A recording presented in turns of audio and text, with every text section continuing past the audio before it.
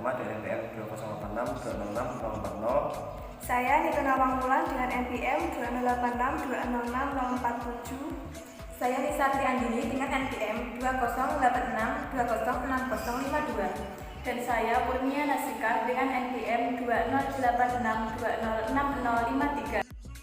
Variasi gaya mengajar adalah perubahan tingkah laku, sikap, dan perbuatan guru dalam konteks belajar mengajar yang bertujuan untuk mengatasi kebosanan siswa, sehingga siswa memiliki minat belajar yang tinggi terhadap pelajarannya.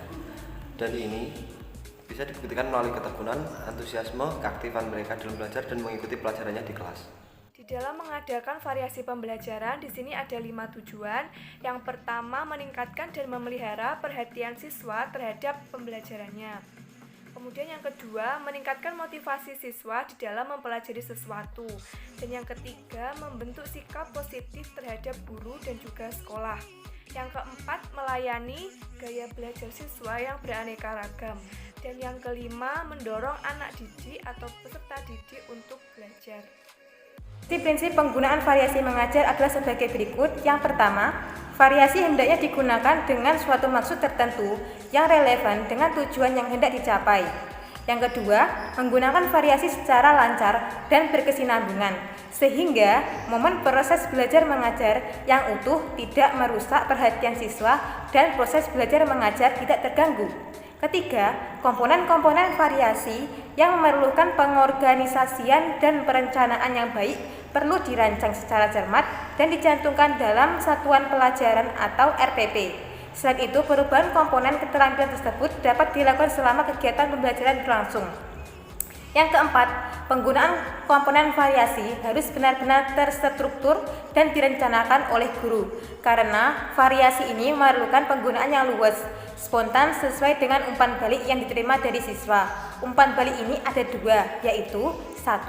Umpan balik tingkah laku yang menyangkut perhatian dan keterlibatan siswa, dan yang kedua, umpan balik informasi tentang pengetahuan dan pelajaran. J. Komponen-komponen variasi mengajar. Dalam keterampilan mengadakan variasi dalam proses belajar mengajar akan meliputi 3 aspek, yaitu variasi dalam gaya mengajar, variasi dalam menggunakan media dan bahan pengajaran, dan variasi dalam interaksi antara guru dengan siswa. Aspek atau komponen yang dimaksud dalam pembahasan ini dapat diperdalam dalam penjelasan berikut. 1. Variasi gaya mengajar. Variasi gaya mengajar pada dasarnya meliputi variasi suara, variasi anggota badan, dan variasi perpindahan posisi guru dalam kelas. Perilaku guru seperti itu dalam proses belajar mengajar akan menjadi dinamis dan mempertinggi komunikasi antara guru dan siswa, menarik perhatian siswa, menolong penerimaan bahan pelajaran, dan memberi stimulasi. Variasi gaya mengajar ini adalah sebagai berikut. 1. Variasi suara. Suara guru dapat bervariasi dalam intonasi, nada, volume, dan kecepatan. Guru dapat mendramatisasi suatu peristiwa, menunjukkan hal-hal yang dianggap penting, berbicara secara pelan seorang siswa, atau berbicara secara tajam dengan siswa yang kurang perhatian. Untuk yang kedua, penekanan. Untuk memfokuskan perhatian siswa pada suatu aspek yang penting atau aspek kunci, guru dapat menggunakan penekanan secara verbal. Misalnya, perhatikan baik-baik. Nah, ini yang penting. Untuk yang ketiga, kontak pandang. Bila guru berbicara atau berinteraksi dengan siswa, sebaiknya mengarahkan pandangannya ke seluruh kelas, menatap mata setiap siswa untuk dapat membentuk hubungan yang positif dan menghindari hilangnya kepribadian. Untuk yang keempat, mimik dan gerakan anggota badan.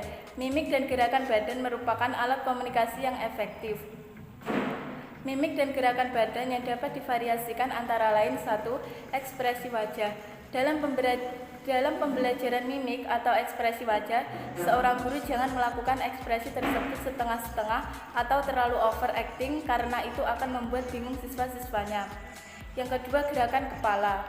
Dalam proses pembelajaran, tentu seorang guru harus dapat memberikan gerakan-gerakan tertentu pada daerah kepala, seperti melakukan gerakan dengan menggeleng, mengangguk, tegak, mengangkat kepala, menunduk. Untuk yang ketiga, gerakan tangan. Gerakan tangan juga termasuk variasi dalam gaya mengajar. Gerakan tangan sama fungsinya dengan yang lain, yaitu untuk menegaskan suatu poin-poin penting dalam pembahasan yang diajarkan oleh guru. Untuk yang keempat, gerakan badan secara keseluruhan. Gerakan badan secara keseluruhan merupakan suatu variasi dalam pembelajaran. Untuk yang selanjutnya, perpindahan posisi guru. Perpindahan posisi guru dalam ruang kelas dapat membantu menarik perhatian siswa, dapat meningkatkan kepribadian guru. Guru melakukan pergantian posisi sebaiknya jangan kaku atau kikuk. Lakukan saja secara bebas dan wajar, bisa menarik perhatian siswa. Jika guru kaku dalam bergerak, ini bisa menjemukkan siswa. Untuk yang selanjutnya, variasi media dan bahan ajaran. Ada 3 komponen dalam variasi penggunaan media, yaitu media pandang, media dengar, dan media taktil. Untuk yang pertama, variasi media pandang. Penggunaan media pandang dapat diartikan sebagai penggubahan alat dan bahan ajaran khusus untuk komunikasi seperti buku, majalah, global, peta, majalah dinding, film strip, televisi, gambar grafik, model demonstrasi. Yang kedua, variasi media dengar. Pada umumnya, dalam proses belajar mengajar di kelas, suara guru adalah alat utama dalam komunikasi. Yang ketiga, variasi media taktil. Komponen terakhir dari keterampilan variasi media dan bahan ajar adalah penggunaan media yang memberikan kesempatan kepada siswa untuk menyentuh dan memanipulasi benda dan bahan ajaran. Untuk yang terakhir, variasi interaktif.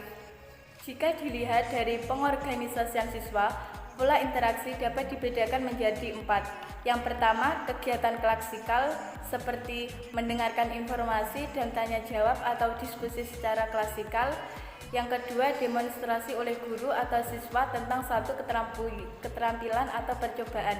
Yang selanjutnya, kegiatan kelompok kecil seperti 1. Mendiskusikan pemecahan suatu masalah. Yang kedua, menyelesaikan suatu proyek, misalnya laporan tentang suatu kegiatan. Yang ketiga, kegiatan berpasangan seperti 1. Merundingkan jawaban pertanyaan yang diajukan secara klasikal. Yang kedua, latihan menggunakan media tertentu. Yang terakhir, kegiatan perorangan seperti membaca atau menelaah suatu materi. Yang kedua, mengerjakan tugas individu seperti mengerjakan soal.